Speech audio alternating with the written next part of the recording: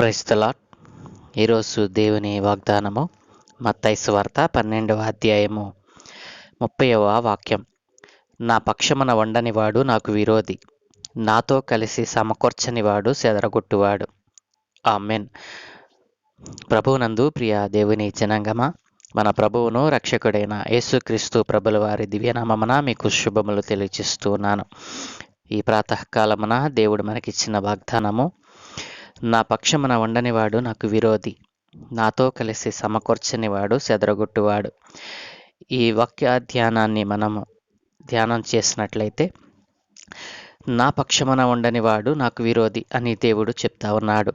ఈ రోజున ప్రజలను మన ఆలోచన చేసినట్లయితే, ఈ లోకంలో ఉన్నటువంటి అనేక జనాంగము, దేవుని చేత ఏర్పరచబడినటువంటి ప్రజల సహితము, దేవుని ఏర్పాటులో ఉన్నటువంటి విశ్వాసులు సహితము ఆయన పక్షమునగా ఉండక, ఈ లోకాధికారి అయినటువంటి అపవాది పక్షముగా చేరి తమ జీవితాలను చెడగొట్టుకుంటూ ఉన్నారు.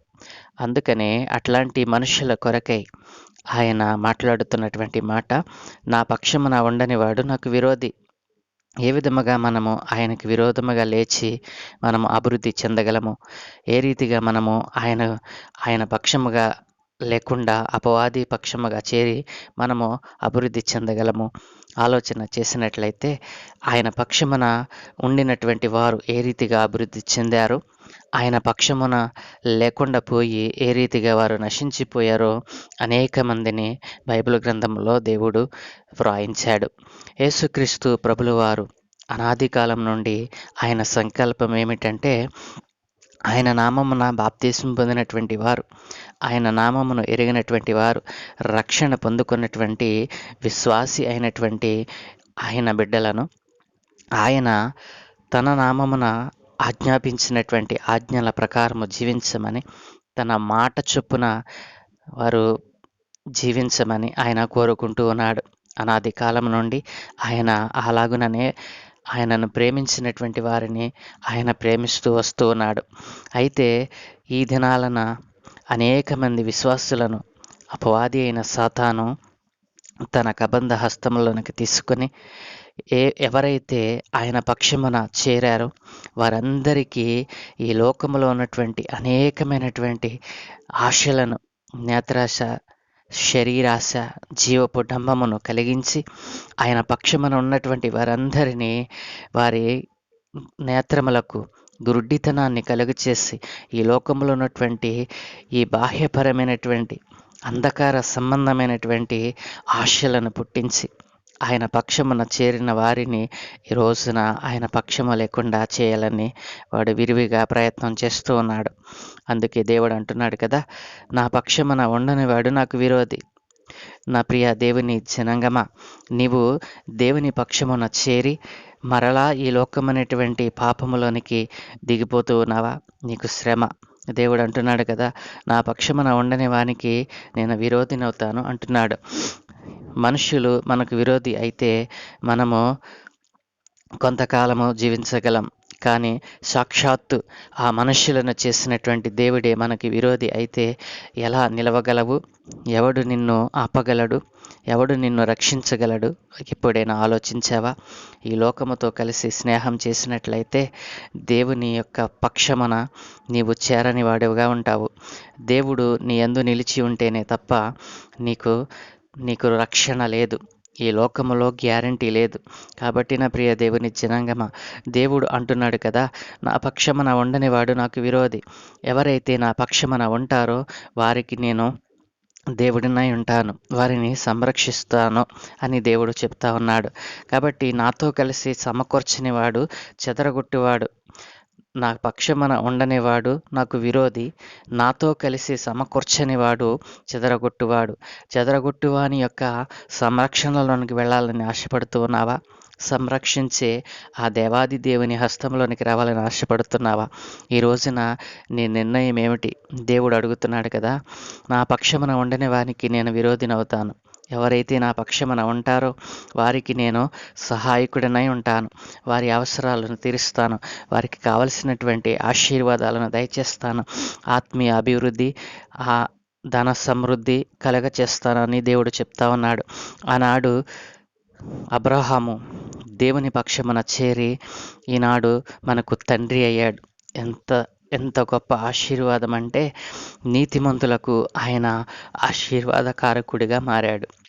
అలాగననే యోబు యోబు భక్తుడు తన నీతి కార్యముల చేత దేవుని పక్షమున చేరి అనేక హింసలు, అనేక శ్రమలు సంభవించినప్పటికీ ఆయన తన యథార్థతను, న్యాయబద్ధతను వదలకుండా నీతిమంతుడిగా తీర్చబడ్డాడు.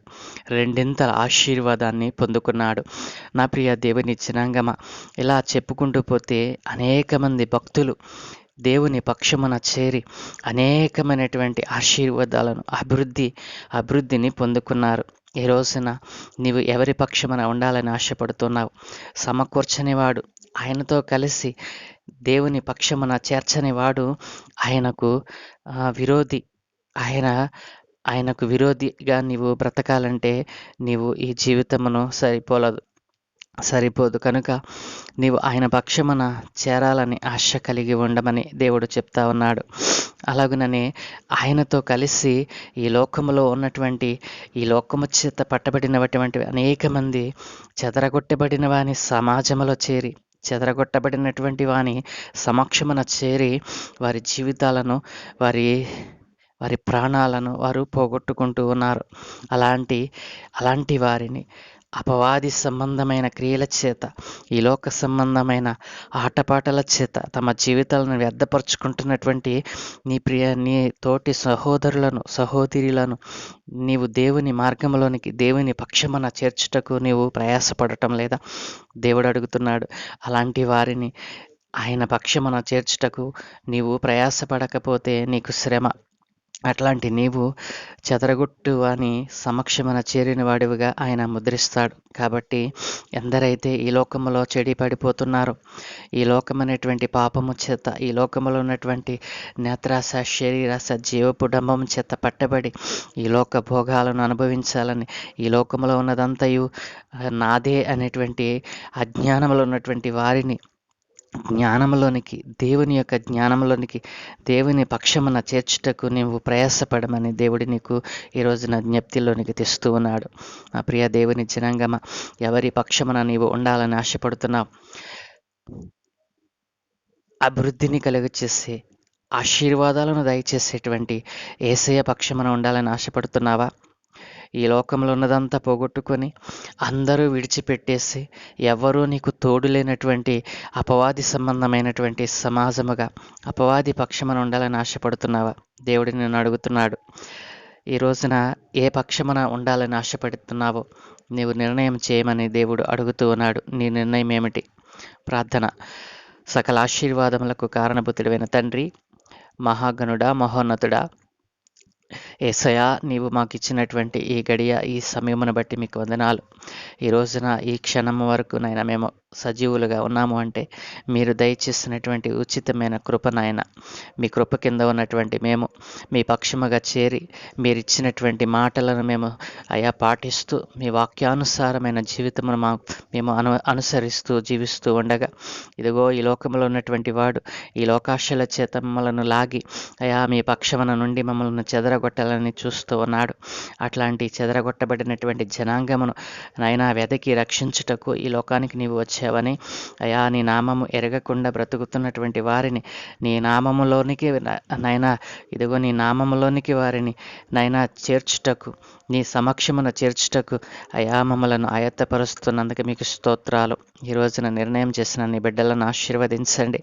నీ పక్షమున చేరని వారిని నీ మార్గంలోనికి నడిపించుటకు నడుం కట్టునట్లుగా సహాయం దయచేసి నాయనా ఆశీర్వాదాలనిచ్చి ఇదిగో తండ్రి, అభివృద్ధిని దయచేసేటువంటి నీ పక్షమున చేరి నీవిచ్చే ఆ బహుమానములను పొందుకునే వారిగా, మీ కుమారులు కుమార్తెలుగా మమ్మలను స్వీకరించమని ఈ ఉదయమున నాయన మేము చేయు పనులన్నిటి మీద మీ కనుదృష్టి ఉంచి, మీ ఆత్మను తోడుగా ఉంచి, మీ దూతల కాపుదలు అనుగ్రహించి, నీవే మహిమ ఘనత ప్రభావములు పొందుకోమని, రాబోవు వాడవు నీవేనని నాయనా, ఇదిగో రెండవ రాకడలో ఎత్తబడేటువంటి గుంపులో మేము ఉండే వారిగా మమ్మల్ని తీర్చిదిద్దమని నీ పక్షమున చేరి అయా మీ కొరకై ఇతరులను నాయన ఈ లోకంలో ఉన్నటువంటి వారిని ఈ లోకంలో లాగబడి అయా అపవాది చేత బంధింపబడిన వారిని నీ పక్షమున చేర్చుటకు ప్రయాసపడే ఆ భారము మాకు అనుగ్రహించమని యేసు నామములో అడుగుచున్నాను తండ్రి.